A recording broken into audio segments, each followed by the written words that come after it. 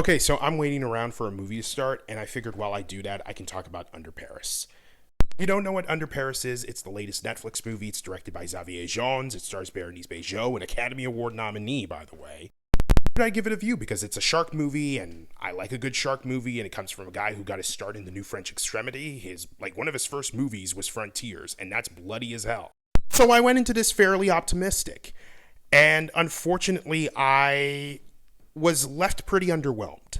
I think the setup is pretty intriguing. I mean, it's this marine biologist who loses her entire team, including her husband, to a shark that they had been tracking for years. They've been trying to protect, and all of a sudden it just loses control and just kills everybody except her.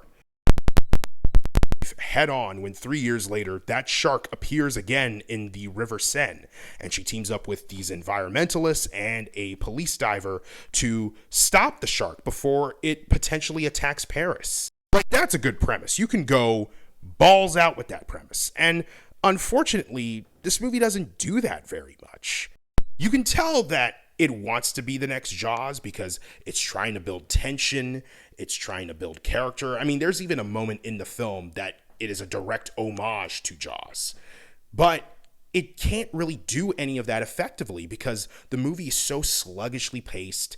The characters are thinly written, especially the two environmentalist characters who just make some of the dumbest decisions that simply move the plot forward. They're not there in any meaningful way.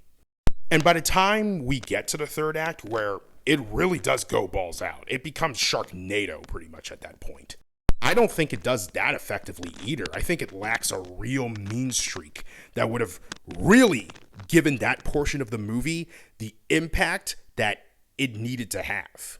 It doesn't help that a lot of the CG in that moment is so shoddy, especially for a Netflix production. And it's noticeable in the beginning, but at that point in the film, it's like, oh, it's unforgivable.